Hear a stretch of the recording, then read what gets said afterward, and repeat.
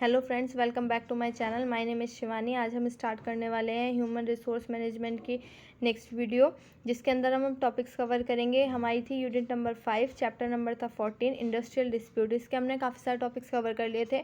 अब इसमें आगे के टॉपिक्स को हम कवर करेंगे और साथ में इस यूनिट में हम ये भी पढ़ेंगे स्ट्रेस फ्री एनवायरनमेंट क्या होता है। तो चलिए स्टार्ट करते हैं। हम जो टॉपिक पे थे लास्ट, वो था हमारा method of for resolving industrial dispute. अब जो इंडस्ट्री में डिस्प्यूट होते हैं तो उसको कैसे रिजॉल्व किया जाए, उनको कैसे सॉल्व किया जाए, तो उसके कुछ मेथड्स हैं। सबसे पहले आता है अंडर इंडस्ट्रियल डिस्प्यूट एक्ट 1947। ये जो मेथड्स हैं ये किसके अंडर में आते हैं? ये आता है इंडस्ट्रियल डिस्प्यूट एक्ट 1947। इसके अंदर वर्क कमेटी, इसमें एक वर्क कमेटी होती है, मतलब फॉर इंडस्ट्रीज विद 100+ एम्प्लॉयज़। इसके अंदर एक वर्क कमेटी होती है जो कि उस इंडस्ट्रीज़ के लिए होती है जिसके अंदर 100 से ज़्यादा एम्प्लॉयज़ काम करते हैं। इसका एम होता है कि इन डिस्प्यूट से बचाया जा सके और रिजॉल्व किया जा सके जो डे टू डे इश्यूज़ होते हैं। इस एक्ट के अंदर बेसिकली यही होता है कि सबसे पहले तो उस एक्ट के अंदर वही लोग फॉल करते हैं जिसके एम्प्लॉयज़ 100 से ज़्यादा होते हैं, और दूसरा इसका मेन पर्पस ये होता है इस एक्ट का कि ये डिस्प्यूट को प्रिवेंट करती है, जो डे टू डे जो है इश्यूज़ हैं उनको सॉल्व करती है। ग्रीवेंसेस हैंडलिंग अथॉरिटी, इसके अंदर एक ग्रीवेंसेस हैंडलिंग अथॉरिटी होती है जो वर्कर्स और यूनियंस को हेल्प करती है, अप्रोच करती है, जो माइनर उनके जो स्पेसिफिक ये डिस्प्यूट्स हैं उनसे रिलेटेड उनको अप्रोच करती है और उसके सॉल्यूशन प्रोवाइड करती है। Grievances handling authority. फिर आता है काउंसिलेशन ऑफिसर। इसके अंदर अपॉइंट किया जाता है ये ऑफिसर गवर्नमेंट के द्वारा, और ये हेल्प करता है पार्टीज़ को एग्रीमेंट पे पहुंचने के लिए विद इन 14 डेज़। इसमें एक एग्रीमेंट होता है जिसके अंदर ये ऑफिसर ये इंश्योर करता है कि जो वर्कर है और जो आपका एम्प्लॉय है ये दोनों एग्रीमेंट, एक म्यूचुअल एग्रीमेंट पे पहुंच सकें विद इन द 14 डेज़, जिससे कि जो डिस्प्यूट है वो जल्द से जल्द सॉल्व हो सके। फिर आता है कोर्ट ऑफ इंजरी। इसके आता है इंक्वायरी का कोर्ट होता है इसके अंदर एग्जामिन करना होता है, रिजॉल्व करना होता है डिस्प्यूट्स को, एंड रिपोर्ट फाइंड करनी होती है टू द गवर्नमेंट।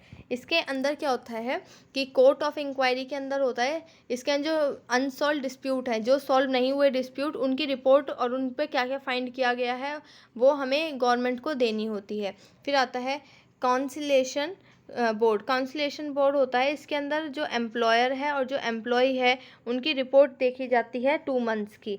इसके फिर आता है लेबर कोर्ट। इसमें डील किया जाता है एक्शन से, जैसे डिसमिसल और सस्पेंशन से रिलेटेड जो इसके अंदर एक्शंस लिए जाते हैं तो ये लेबर कोर्ट में जाया जाता है उसके लिए।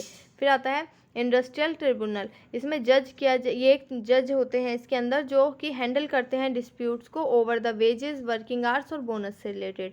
फिर आता है नेशनल ट्रिब्यूनल। इसमें हैंडल करते हैं मैटर जो नेशनल लेवल पे हैं, जो कि नेशनली बहुत इंपॉर्टेंट है और जो सेंट्रल गवर्नमेंट है उनको रेफ़र कर दिए जाते हैं। फिर आता है लीगल रिस्ट्रिक्शन। इसके अंदर स्ट्राइक और लॉकआउट्स जो होते हैं इनको रोका जाता है और जो एक्टिवली डिस्प्यूट को प्रोसीड किया जाता है। मतलब इसमें ये नहीं होता कि स्ट्राइक करके एम्प्लॉयज़ बैठ गए, इसमें होता है कि आप अपना काम करो, आपका जो जॉब है उसको परफॉर्म करो, नॉर्मल एक्टिविटीज़ करो, और ये जो आपका डिस्प्यूट है ये सॉल्व ज़रूर हो जाएगा कुछ डेज़ में। फिर आता है ले ऑफ, और जो है रिटेंचमेंट होती है जिसके अंदर निकाल देती हैं कंपनीज और एम्प्लॉय को वो कर देती हैं, ट्रांसफ़र कर देती हैं। तो ये इसमें गवर्नमेंट जो है अप्रूवल लेना होता है।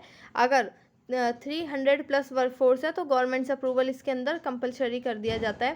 तो इस तरीके से लीगली कुछ रिस्ट्रिक्शंस होती हैं जो कंपनी नहीं ले सकती। जैसे अगर 300 से ज़्यादा एम्प्लॉयज़ हैं उस ऑर्गेनाइजेशन में तो वो ले ऑफ नहीं कर सकती, उन्हें उसके लिए गवर्नमेंट का अप्रूवल चाहिए होगा। फिर आता है नेक्स्ट जो इंपॉर्टेंट टॉपिक है वो है स्ट्रेस फ्री एनवायरनमेंट। ये स्ट्रेस फ्री एनवायरनमेंट क्या होता है? तो स्ट्रेस क्या होता है?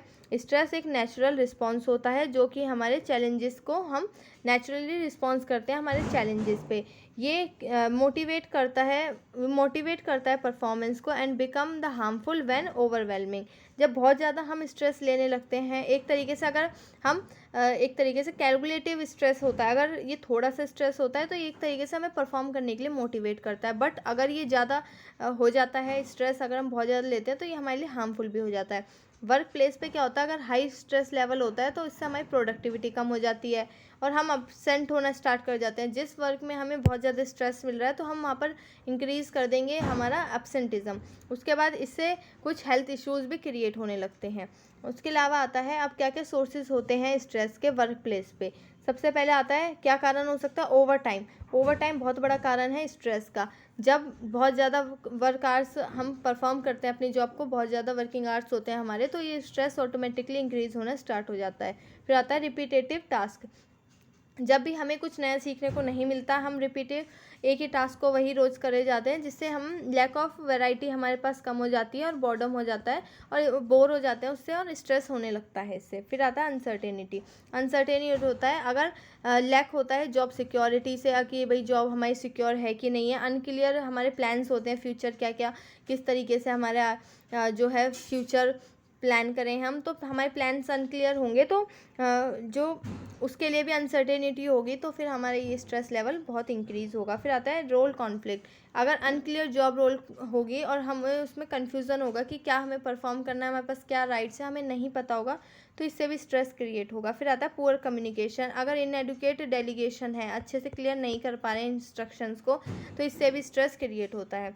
फिर आता है importance of work stress free environment. अब ये स्ट्रेस फ्री एनवायरनमेंट किस लिए ज़रूरी है? सबसे पहला तो काम ये है, प्रमोट करता है मेंटल और फिजिकल वेलबींग को। अगर स्ट्रेस फ्री एनवायरनमेंट किसी एम्प्लॉय को, किसी वर्कर को प्रोवाइड किया जाएगा, तो वो मेंटली भी वेलबींग रहेंगे और फिजिकली भी, वो मेंटली भी प्रिपेयर रहेंगे हर प्रॉब्लम के लिए और फिजिकली भी वो अच्छे से वर्क कर पाएंगे। फिर आता है रिड्यूस होंगे इश्यूज़ जैसे एंजाइटी, इम्पेशंस और लैक ऑफ फोकस।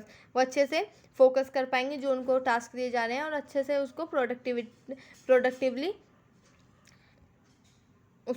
प्रोडक्टिविटी उनकी इंक्रीज़ होगी और उसको परफॉर्म कर पाएंगे। फिर आता है इम्प्रूव अटेंडेंस इंप्रूव होगी उनकी। अगर स्ट्रेस फ्री एनवायरनमेंट होगा, उनको नया नया सीखने को मिलेगा, उनका मोरल भी इंक्रीज़ होगा और साथ साथ एम्प्लॉय रिटेंशन भी बढ़ेगा, मतलब एम्प्लॉय लंबे समय तक जो है कंपनी के साथ वर्क करेगा। फिर आता है आपका next topic, benefit of stress free environment. जैसे कि इंपॉर्टेंस पड़ी क्यों ज़रूरी है, अब इसके बेनिफिट्स क्या क्या बेनिफिट हो सकते हैं। अगर किसी वर्कर को स्ट्रेस फ्री एनवायरनमेंट, किसी एम्प्लॉय को स्ट्रेस फ्री एनवायरनमेंट मिल रहा है, तो उसके क्या क्या बेनिफिट हो सकते हैं। पहला बेनिफिट आता है कि वो बेटर प्रोडक्टिविटी, उसकी जो प्रोडक्टिविटी है वो बेटर हो जाएगी, उसके जो एरर्स हैं वो बहुत कम हो जाएंगे और टाइमली वो कंप्लीट करेगा सारे टास्क को।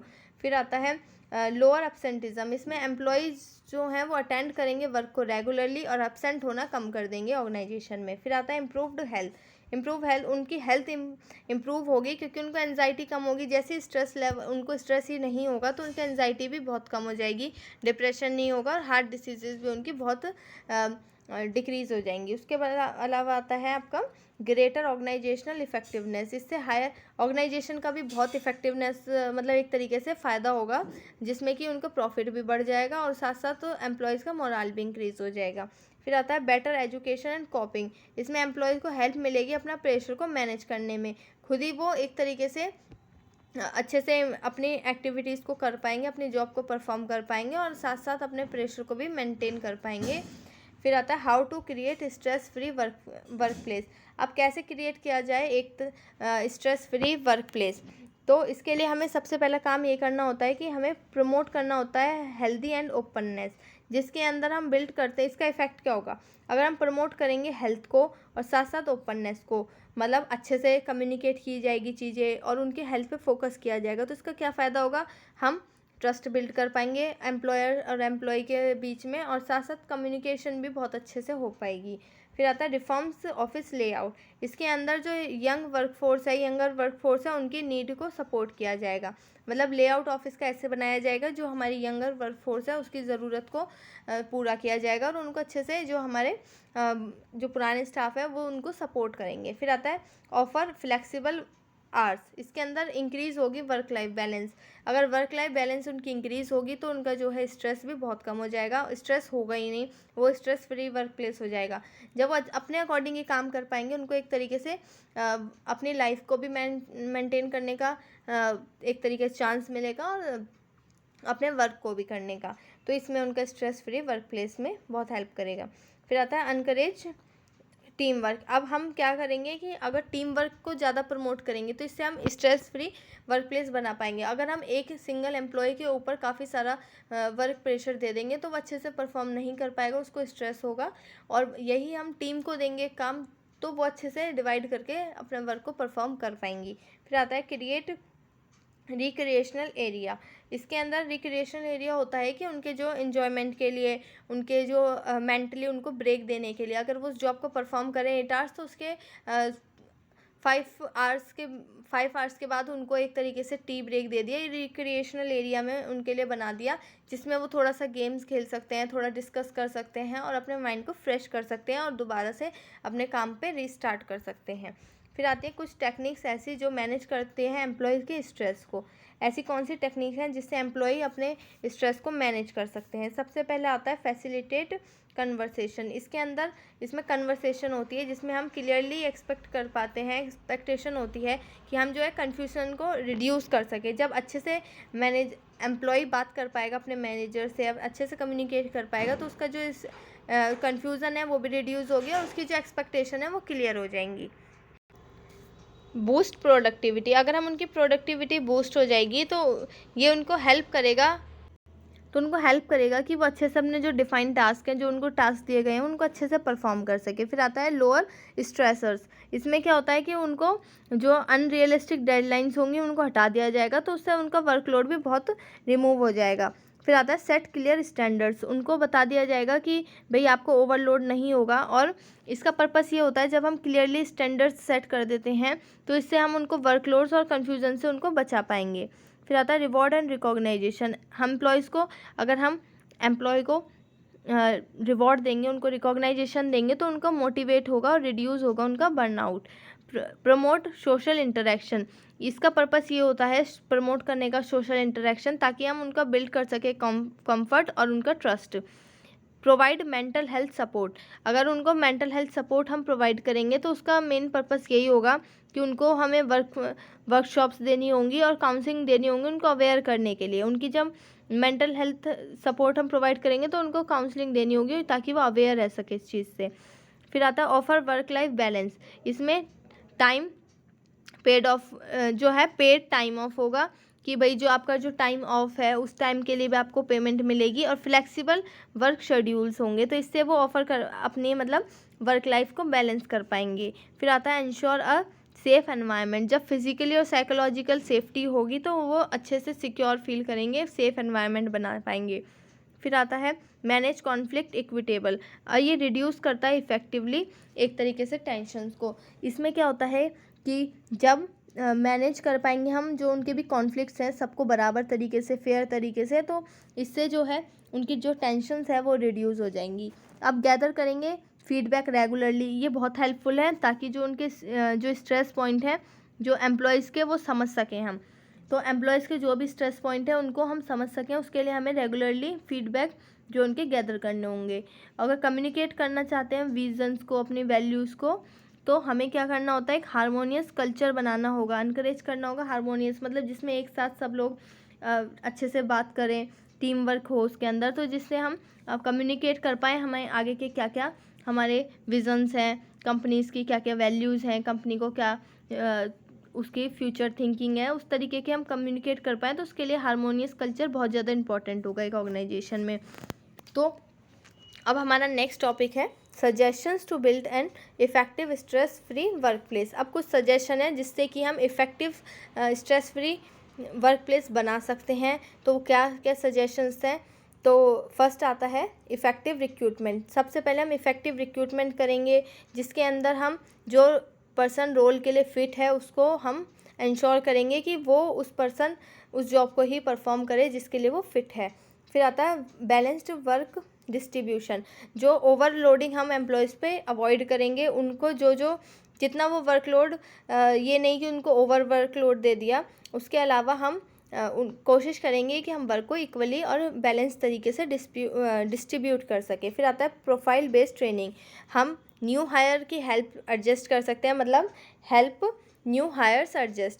तो जब हम जो नए हम जिनको हायर करेंगे उनको किस तरीके से ऑर्गेनाइजेशन में एडजस्ट किया जाए, तो उसके लिए हमें उनकी प्रोफाइल देखनी होगी कि उनको कितनी ट्रेनिंग की ज़रूरत है, उनके पास कौन सी स्किल्स हैं, उनको कैसे उस जॉब के लिए फ़िट बनाना है। तो उसके लिए हम उनकी प्रोफाइल बेस्ड ट्रेनिंग प्रोवाइड करेंगे। इससे हम स्ट्रेस फ्री वर्क प्लेस बना पाएंगे। अगर हम न्यू हायर को लेंगे और डायरेक्ट एक जॉब पर बैठा देंगे तो उसका जो स्ट्रेस लेवल है बहुत इंक्रीज़ हो जाएगा, क्योंकि उसको अच्छे से परफॉर्म करना नहीं आता होगा। बट हम प्रोफाइल बेस्ड ट्रेनिंग कराएंगे उनकी, कि उनकी प्रोफाइल के अकॉर्डिंग उनको अच्छे से ट्रेनिंग देंगे। जब उनको उनको ट्रेनिंग मिल जाएगी, जब वो उस रोल को परफॉर्म करेंगे तो वो स्ट्रेस फ्री वर्क प्लेस पे बैठ के काम कर पाएंगे। फिर आता है अपॉर्चुनिटी फॉर ग्रोथ, जब ऑनगोइंग लर्निंग रिड्यूस कर देगी उनकी एनजाइटी को।